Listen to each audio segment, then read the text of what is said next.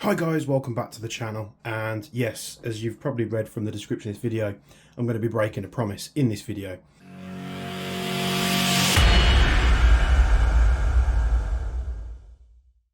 But I've also got some improvements which I've been promising as well. So I did promise to take this thing out, get it in a game, record some footage of the range and accuracy it was getting in game. And to be honest with you, I just haven't had a chance to do it, and I want to get this project started, so I don't want to delay it any further because I don't know when I'm going to get to a game. I'm going to a game this weekend, but that site doesn't allow DMRs, so it's kind of pointless taking this thing.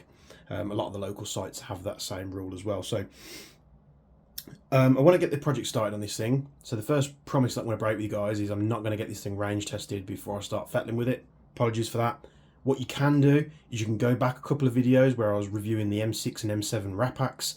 This is going to perform out the box pretty much identical to those, as well as previous Aries SR25s and such forth. So that out of the way, let's get into the video. I did keep saying sorry about the lighting, so I've done something about that. Been busy, I've installed some new LED panels, so let's get those plugged in. And we have an astonishing amount of light here, so I'm hoping this is a little bit better for you guys.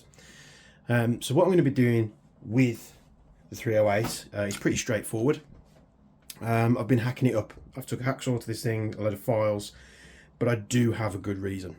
One of the things that I want to do with this rifle, I want to have it fit into my collection and be something that I use. You guys know that I love using short-barreled rifles. The only deluxe version I could get of this rifle in the UK was the long one at the time, and of course I knew I was going to fettle with it anyway because the rail wasn't to my liking and such forth like that. So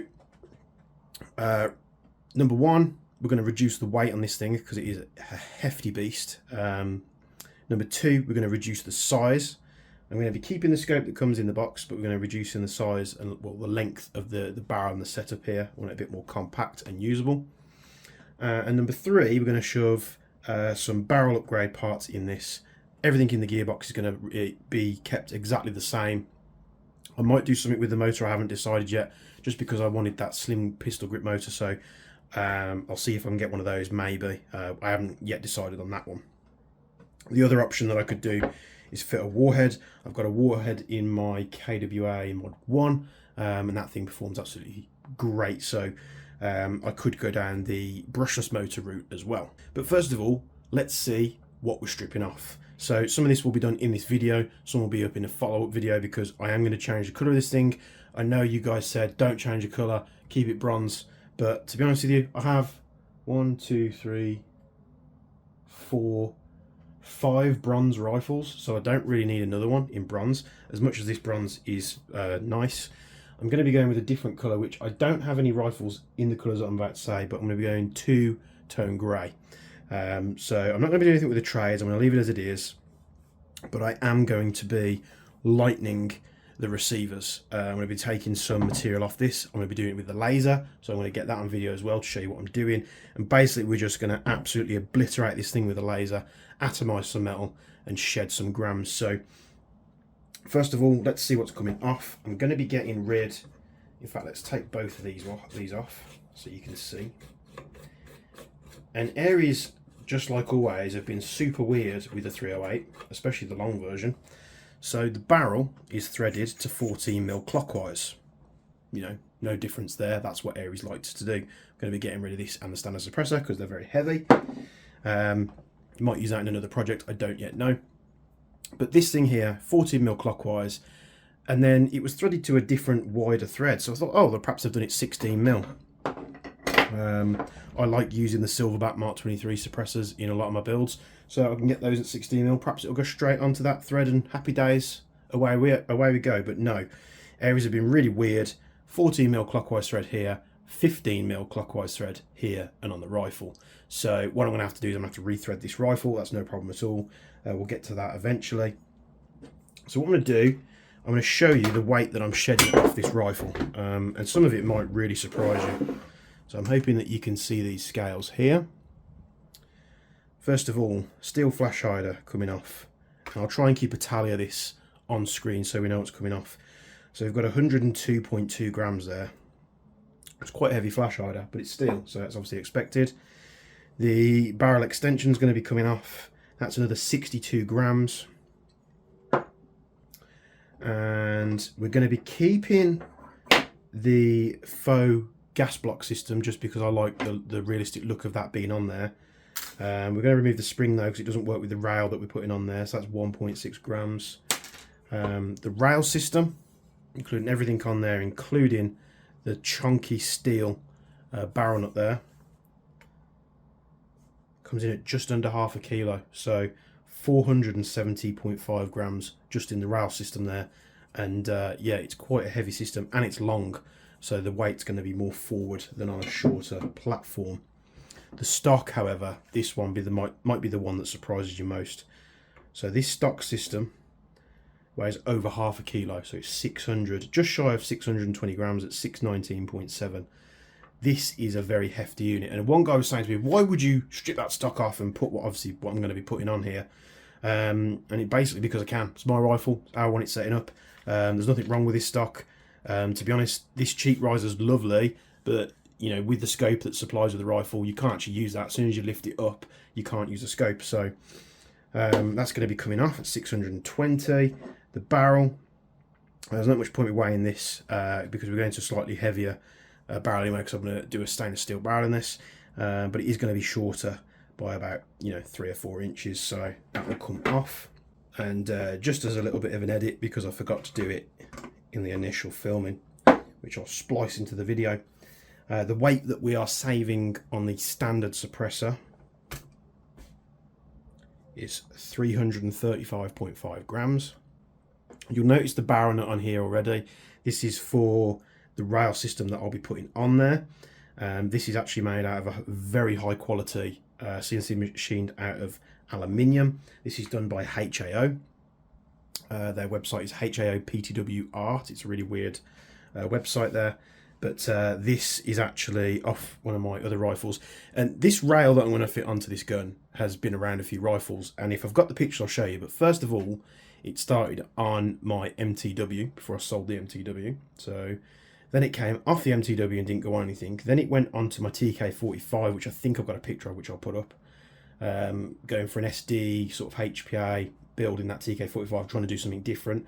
It's now come off that and it's going to be going on this. And I think it does suit this rifle a lot better. So the gas block, the faux gas block is going to be retained, so that'll be going back on. Now I'm just going to weigh the stuff that I'm going to be putting on here. So first of all, we have the rail. Now this is a HAO FLR rail. I love this handguard. It's really comfy and everything to use. It's got a few marks here of just being in storage and on the wall and on and off different rifles. And I'm sorry HAO, but I did have to butcher the back of it here. I chopped off the lugs and filed them nice and flat. That is to modify it to fit on this 308. So the one that came off it, again, was just shy of half a kilo at 470.4 grams. And the rail that's going on there is 263 grams. So almost, and I say almost as a loose term, but we're almost half the weight of that there. So that's very good. The stock. Now I did buy this stock for a MTR 16, a Tokyo Marui. I built a DMR and I bought this off a real steel company. And this stock is meant to come with 2 of these different attachments. It's meant to come with this one that bolts up to a normal sling point, and it's meant to come with another one that has a cutout for if you're using like a QD sling mount or something like that. The company shipped it to me. It had been opened previously. There was signs that it had been opened, probably returned, but it had 2 of the same fitment, and I've been waiting forever for this part to be replaced. And that company has just obviously done the dirt on me a little bit. I'm not going to say their name. But this is very light as well, 266 grams. So if you compare that to the stock that came off it, 620. So, you know, we're not far off a third of the weight there. So the weight saving here is absolutely astonishing. This thing doesn't move. It's a fixed MOE stock. Not many people use these. The only other thing that I'm going to do with this rifle is I'm just going to get the extension pad just so it's a little bit more comfier, which will extend it like about half an inch, 3/4 of an inch, which will just push my arm, my shoulder back a little bit from the rifle, But even if I don't do that, the stock is nice and comfortable, so that's going to be going on there as well. Weight that we're adding is 171. I'll total those up as weight taken off and weight put back on, and we'll have a total of what we saved. So the way this thing sits, and before we get into that, you'll see I've had to do a bit of damage to the 308. So I've had to cut this lug off the front here, then I've filed it. And the reason why I've filed this and the rail is because I wanted the fitment as close as possible.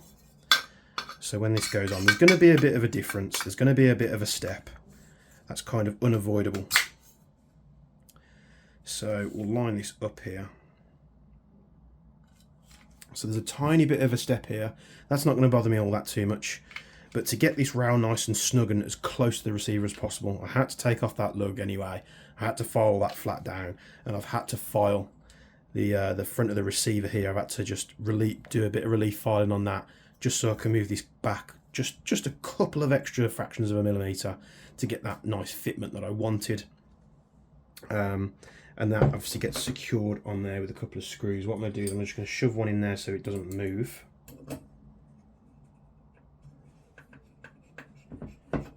Just quickly put that in here. And then I was debating whether, and I do have a nice little fresh Silverback Mark 23 suppressor here. I've actually could become quite popular for rethreading these for like Evos and such, which I do through the Jaeger Precision page. So the two options was to have this all the way down there and have like a clean look, or the second option was to reuse the gas block that come with the standard 308, which does self-center itself, and then I'll rethread this. That will get put on there. Obviously what I have to do is I have to collar these. I do have one over there that's already collared, but I'll have to collar that. What I might do is turn this down to 14 clockwise. I've got one over there that's one of these that's 14 clockwise anyway. That'll go straight on there, and I do have to adjust the little gas block front screw section, which was on the bench, but it's not now, so I have no idea where that's gone. But there's just a little steel retaining screw there, which just sticks out a little bit too far. So if I want to run this suppressor, it was just digging in here. So what I'll do is I'll just relief cut that on the lathe, just move it down a little bit so this goes on nice and easy. And that's the way that I'm going to run it, because I want it to have that gas block there and that realistic appearance. So that being said, the stock, the fitment of this is really easy. Just slides on like that, goes all the way down, and that's it. It's fitted in place, and then all we do, there's one singular screw which goes through there, and then we use either a flathead or a 3mm Allen key. And that pops on there. And then what I'll do is I'll just make a way for me to put the battery straight in the back, so I don't have to take the stock off the rifle, which is going to be an easy little mod to do there. Also, the weight coming off, I forgot to include these because this is a DMR. I'm not going to be using this at the close quarters, so the iron sights I'm not going to use. So there's one there and there's one there. That's another 149.5 grams coming off the rifle, which I'm not going to use. It's pointless.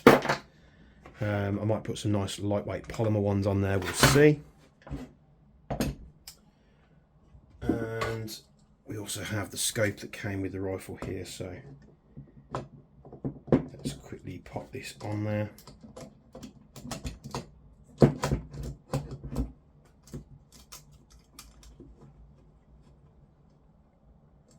So that's the rifle there, just about fits in frame. So I'll have the suppressor on the front. I'm also going to fit a Somo gear, and I will review this soon. This is probably one of the best pet boxes I've ever bought, and that's real steel stuff included as well. That's probably just going to sit on the rail there. So if we do end up doing a bit of nighttime stuff, I can just use it to get an idea of where people are if I'm marking it out for the people. It does have a visible laser as well, so that's always useful. So that's probably going to go on there, and then obviously the mags. Now, the difference for the colour is I'm going to go two-tone grey, like I said before. The colours that I'll be using, which we'll try and put examples up on the screen now, are Magpul Stealth Grey and Cobalt. So I'm not actually sure whether, and I got this idea loosely from Matt at Evike. So he built like a 308 style platform, and he had a dark grey lower receiver and then a light grey upper receiver. So I don't know whether I'm going to do that or whether I'm going to mix the colours around. Also, I don't know whether I'm going to do the mags, because the mags don't come apart. So I might just leave those black, or get some air cure stuff so I suppose I could tape them up and just coat the bottoms, but we will see. The other option is to leave all the black parts black. The scope, I'm going to leave the colour that it is, just because, again, pain in the backside. I might do the mount so it matches, but we could just do it one colour, to be honest. We could do it Magpul Stealth Grey, or we could do it Cobalt. So let me know what you guys prefer in the comments below. I'm sure I'll change my mind several times before the next part of this video does come out. So that is the 308 in the direction I'm going in. Again, if you want to see what these guns shoot like out the box, you can go find the Rapax M6 and M7 video, which I'll put up in the little box at the top right hand side of the corner here, just so you can find that really easy. That'll give you an indication on how these things shoot out the box at 40 meters with heavy ammo. And then we want to get working on this thing while we're going to sites that don't allow DMRs. Let's get working on this thing. Let's get it looking absolutely beautiful. Let's get these nice relief cuts in the these lightning cuts in the receiver. I don't know, again, if any of you guys have got ideas for that, or designs, or you think I should do it this way or that way, let me know. It's basically we just hit a shape on the laser over and over again, and we just keep going down a layer in the metal. Not that the metal has layers, sorry, but we keep going down layer by layer in the file for the laser, and that's what obviously take the material off and remove weight from this receiver. If you do want to know how much weight that removes as well, what I can do, if you guys want it, I'll take everything off the receivers, I'll weigh them beforehand, weigh them after, and see the weight saving that we've gained. Again, this is a build that's quite open. I'm open to ideas, and I would like to get a different trigger in there, because I'm not a massive fan of that flat one, but that can be done at a later date if need be.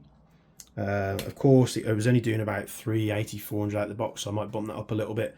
The sites that we do go to every now and again that allow DMRs, I think, allow up to 450, so it'd be nice to have that there helping that keep the velocity up with the heavy ammo. So thank you for tuning into this video. I apologise for breaking my promise. I hope you like the new lights. It's very, very bright in here, so it's very easy for me to see. I hope it comes away over on camera all right as well. Thanks for tuning in, and we'll see you in part 2, where we start digging this thing in. Hopefully you'll have left some your sort of comments down below and some ideas, and we'll get to part 2 and seeing how we can turn this thing all the way up to 11. Cheers guys, we'll see you in the next one.